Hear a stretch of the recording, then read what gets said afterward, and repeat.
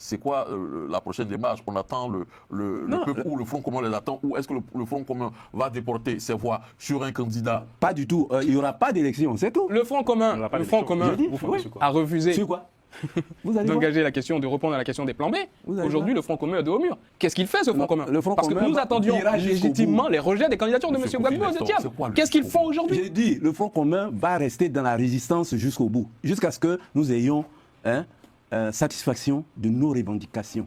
Et donc vous estimez qu'il n'y aura pas d'élection? Ce n'est pas moi qui estime, c'est Mme Camara qui va porter ce chapeau-là. Bonsoir à tous. La liste des candidats est désormais connue. On sait qui participera à la prochaine élection présidentielle d'octobre. Tidiane Thiam, Laurent Gbagbo et Afin Guessan sont les cadres, les ténors de la classe politique ivoirienne qui ont été écartés de cette course à la présidentielle. Quelles sont les raisons pour décrypter cette décision du Conseil constitutionnel? Nous recevons Maître Didier Kakou. Bonsoir Maître. Bonsoir Carlyle. Jean-Paul Leroux. Bonsoir Président. Bonsoir Carlyle. Et Nestor Kofi, vice-président du PDCIO, représentant au niveau de la diaspora. Bonsoir Carlyle. Mais je me tourne vers vous rapidement. Quel commentaire faites-vous de la décision du Conseil constitutionnel ivoirien? Alors d'abord surpris par le timing annoncé, puisque tous les observateurs attendaient cette décision-là pour le 10 septembre. Nous avons cette décision qui tombe aujourd'hui. Et puis à chaud, on aura l'occasion de revenir là-dessus, des candidats éliminés de cette liste définitive. Candidat majeur, Tidiane Thiam, Laurent Gbagbo, Assalé Tiemoko qui pour moi faisait figure de troisième homme dans cette élection, et puis Afin Guessan. Les éliminations de messieurs Thiam et Laurent Gbagbo, on en a parlé sur ce plateau, je n'en suis pas surpris. Je fais observer tout de même, sur le cas Laurent Gbagbo, que selon le Conseil constitutionnel, il n'aurait pas obtenu la liste complète des parrainages. Ça m'interpelle. Le cas Laurent Gbagbo. Le cas Laurent Gbagbo spécifiquement. Ouais. Le cas Afin Guessan, c'est la même chose. Oui. Donc ces deux candidats qui ont des partis politiques forts n'obtiennent pas les parrainages. 1%, je précise. 1% de parrainage dans 17 régions, c'est quand même fort de café. Je m'arrêterai là pour ces déclarations initiales. On aura l'occasion de revenir au plus au fond. Président Jean-Paul Leroux, je dirais s'y attendre, c'était déjà joué d'avance ou vous avez des surprises personnellement? Oh non, pas vraiment de surprise. Comme l'a dit Maître Kakou, on s'y attendait. En ce qui concerne Laurent Gbagbo et le président Tidiane Thiam, c'était le président Laurent Gbagbo et Tidiane Thiam.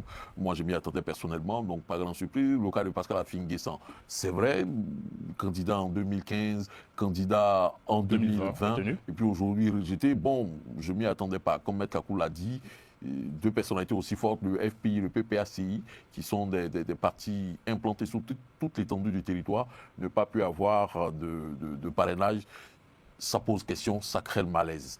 Et bon, il y a là où se trouve la surprise, c'est le cas des candidatures de Assalé Tiemoko Antoine, de Tobi, où est arrivée la question encore des parrainages. Et ça, il fallait s'y attendre d'une certaine façon. Dès le lancement des opérations de collecte des parrainages, dès que les tablettes ne marchaient pas, il fallait s'attendre à ce que cette question-là soit relevée ou bien que cette question arrive. Aujourd'hui, parce qu'il n'y avait pas la possibilité de vérifier quoi que ce soit, ça se faisait à la main ou puis reporter après sur des tableaux Excel. C'était compliqué de vérifier si les électeurs qui avaient accordé les parrainages étaient véritablement sur la liste électorale ou s'ils n'avaient pas accordé leur parrainage.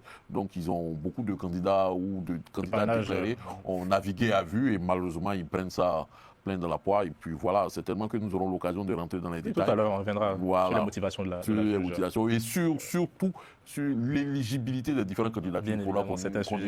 Parce qu'il y a eu deux aspects dans recevabilité. Sur la recevabilité des candidatures. Ici, l'éligibilité. Nous y reviendrons sans doute. Espérons que Maître aura Il a préparé ses notes. Il va nous expliquer cette affaire. Je me tourne vers le PDCRDA. Enfin, aujourd'hui, quelle réaction face à cette décision? Moi, je pense que c'est un jour sombre pour la Côte d'Ivoire. C'est la démocratie et la constitution ivoirienne que Dame Camara vient de déchirer. Dame Camara, la présidente du Conseil constitutionnel. Du Conseil constitutionnel, elle vient de déchirer. Et c'est vraiment dommage pour un grand pays, pour des gens qui se réclament du feu Boigny, se comporter comme ils se sont comportés, c'est la honte. Pour moi, c'est une honte. Il n'y a pas de mots pour qualifier cette parodie de, qu'on appelle justice en Côte d'Ivoire, et instrumentalisée par M. Alassane Ouattara qui n'a pas le droit. Pourquoi il est recevable? Non, il est recevable parce qu'il a une justice aux ordres.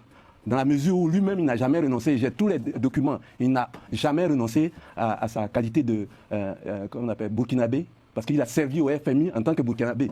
J'ai toutes les preuves. Les avocats ont envoyé, on a envoyé les observations. Ils disent que le candidat, parce qu'il n'est pas sur la liste, dans sa requête n'est pas recevable. Alors que ce n'est pas vrai.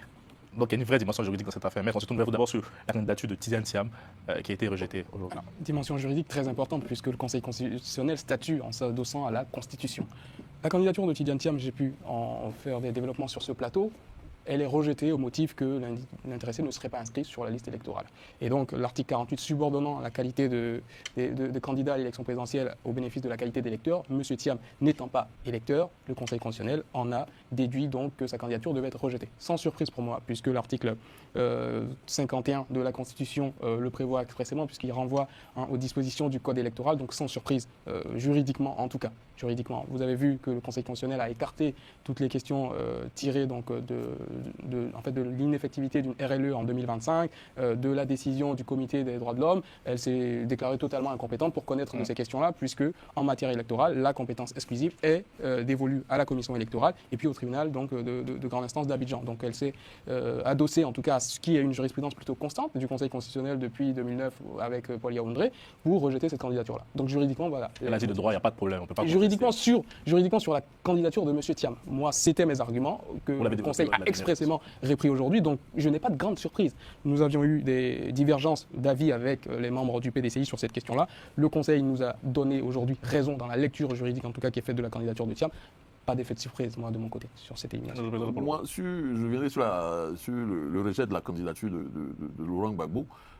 C'est vrai, pas de surprise, parce que n'étant pas sur la liste électorale, mais je note qu'il y a une précision qui est faite sur la question qui n'a pas pu obtenir les parrainages. C'est un peu gros. Laurent Gbagbo, c'est qui président déjà? Laurent Gbagbo, c'est l'ancien président de la Côte d'Ivoire, adversaire de Félix Houphouët-Boigny, qui a eu 18% face à Houphouët-Boigny. Avec un parti qui a 600 000 membres. 600 000 membres. Laurent Gbagbo n'avait pas des parrainages frauduleux. Je me dis, oui, il y a le terme parrainage frauduleux. Je me dis, il y a un petit soupçon de volonté de montrer qu'en réalité, Laurent Gbagbo ne pèse pas. C'est une humiliation, selon vous, finalement? Moi, je le lis comme tel, en tout cas. On peut faire cette lecture sans se tromper. Mais en réalité, il ne pèse pas. Il n'est même pas capable d'avoir, je crois, autour de 40 000 parrainages pour venir pour quelqu'un qui a officiellement 600 000 adhérents de son parti qui est né il y a à peine 2 ou 3 ans. Donc, c'est un peu ça. Au-delà de la non-surprise, ce petit caractère, en réalité, il ne pèse pas. Est-ce qu'il n'y a pas quelque part une volonté d'humilier le président Laurent Gbagbo et le PPACI? Bon, pour revenir sur la question qui était liée à l'éligibilité bon, c'est une notion certainement à laquelle on reviendra sur le fait qu'il ne soit pas... Parce qu'ils ils ont introduit une requête pour rejeter la candidature de M. Ouattara. Oui, on y viendra, rassurez-vous, c'est pas un problème. On y viendra. Mais tout à l'heure, au plateau, il y a le maître Kakou qui avait dit qu'il était surpris, une surprise, je ne dirais pas non innocente, du fait que Mme Annette Lagou ait pu obtenir... Oui, il fait partie des 5 candidats, Annette Lagou, Jean-Luc Dion, Simone Gbagbo, Awa Domelo... Je le réitère sur ce plateau. Non, moi j'ai eu l'occasion de rencontrer cette dame. Elle était candidate en 2015. J'ai eu l'occasion de la rencontrer, de parler avec elle pendant un moment. C'est vrai, il serait un peu aisé, à mon sens facile, et Maître Kakou. Tu n'es pas adepte des sujets faciles ou des questions faciles. Donc, pour moi, j'avoue, je parle avec elle, elle croit véritablement à son destin national. Hein. Elle n'est pas pour dire qu'on va imaginer que... Non, président, c'est pas ça. C'est pas un destin national, c'est une chose. Je pense que... avoir des parrainages là où M. Afin Guessan, qui est président du FPI, a échoué, c'est fort curieux. Avoir des parrainages là où le candidat Laurent Gbagbo, ancien président de la République, on l'a rappelé tout à l'heure, ne les a pas, c'est fort curieux. Admettez-le. Est-ce qu'on n'a pas aujourd'hui... C'est pas parce que c'est curieux que ça va être douteux. Bon, en tout cas... J'ai des réserves. Oui, dans la loi, on n'a jamais dit qu'être électeur doit être forcément le critère pour être candidat. Ah bon? Oui, je vais vous le dire. On n'a pas dit... On dit peut être candidat. L'électeur, on n'a pas dit doit être candidat. C'est marqué sur le truc. Dans quelle loi? Mais regardez, il n'a qu'à sortir. J'ai dit, on dit peut être candidat. Laissez-moi, je vais aller jusqu'au bout. Donc ça veut dire que celui qui a 18 ans, qui est sur la liste électorale, il doit être candidat. Non, mais le code électoral et la Constitution. Non, mais j'ai dit arrêtons ces choses-là. Arrêtons ces choses-là. Il y a la hiérarchisation des lois. Et la Constitution a bien été claire. Il faut être exclusivement ivoirien. Et Thiam est exclusivement ivoirien. Ça a été reconnu par tout le monde. Donc on ne peut pas venir prendre une loi comme quelque chose organique, comme le code électoral, pour supplanter la loi. Non, ce n'est pas une question de hiérarchie des normes. Vous avez l'article 51 de la Constitution qui renvoie cette question-là. Mais que dit l'article 55? Oui, mais l'article 55 n'est pas le seul applicable, puisqu'il y a l'article 51 qui le précède, qui renvoie à la loi organique, donc portant code électoral en l'occurrence, de régir les conditions de l'éligibilité d'un candidat. Interprétation et chacun a sa. Juridiquement, on ne peut pas accuser Mme Chantal Camara de mobiliser cet article-là pour éliminer, puisque M. Paul Yaoundé, c'était le président du Conseil constitutionnel sous Laurent Gbagbo. Il a appliqué cette logique-là à un certain nombre de candidats. On n'avait pas éliminé pour chose. Avec l'arrêt de 2000? Oui. avec qu'on appelle nationalité douteuse. Oui, avec l'arrêt de C'était 2000. pas la Cour suprême qui avait. Et il y a eu un revirement de jurisprudence opéré en 2010 à la faveur de deux décisions prises par le président Laurent Gbagbo, notamment des décisions présidentielles de 2005 et de 2009. Les accords qui ont De été signés, Pretoria. oui, qui ont été signés, qui ont demandé qu'on lui donne un mandat exceptionnel. Et il ne devait pas se représenter En 2010. jusqu'à présent. Donc, Non, moi, on n'est pas d'accord avec tout ce que vous êtes en train de dire. Sur cette parenthèse-là, Oui. je pense que on va relire les choses. Oui. Allez-y, Le président. Conseil constitutionnel, le juge constitutionnel, là, il est là pour mettre tous les candidats sur le même pied. Mais malheureusement, non. Puisque toi-même, tu viens de dire, avec Assalé et tout ça. Voilà, le président Alassane Ouattara, en 2017, est fait candidat exceptionnel. Oui. Mais Paul Yaoundé, dans son arrêt, quand il le fait candidat, par souci que tous les Ivoiriens sont d'égale dignité devant la loi, Oui.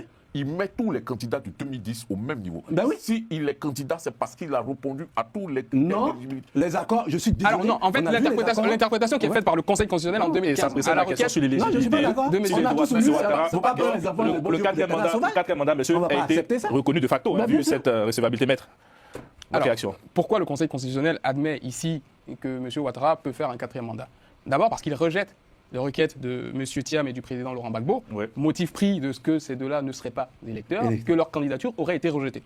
Je dois vous le dire sur ce plateau, je trouve cela fort curieux. Ouais. Pour une raison qui est toute simple, c'est que l'article 56, alinéa 1 du Code électoral auquel fait référence la présidente du Conseil constitutionnel, n'impose pas, pour faire des observations, qu'on justifie de sa qualité d'électeur ou qu'on soit candidat retenu. Voilà. Donc elle dit ici, ils n'ont pas qualité pour agir.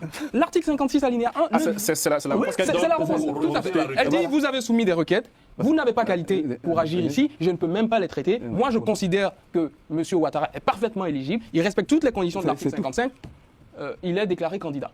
Cette interprétation-là, ce C'est n'est comme ça pas la qu'elle mienne. justifie le Tout à quatrième fait. mandat. Et cette interprétation, ce n'est pas la mienne. Parce que l'article 56 alinéa 1, en aucun cas, de la lecture qui est la mienne, ne conditionne la recevabilité des recours, des observations formulées par M.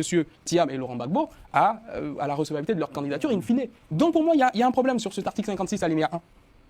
Pareil, parce qu'il dit ça, j'aimerais soutenir ce que Maître dit. Il y a quelque chose qui me revient. Amara, ici, paix à son âme, à l'époque, je crois que c'était En 2015. 2015. J'étais son directeur de campagne. Voilà, Donc je peux bien vous parler. de ça. il fait une requête dans le même sens pour rejeter la candidature du candidat Alassane Ouattara. Pourtant, il n'était pas électeur et sa requête avait été Reçu. Sa requête avait été reçue, examinée. examinée. pour faire ça.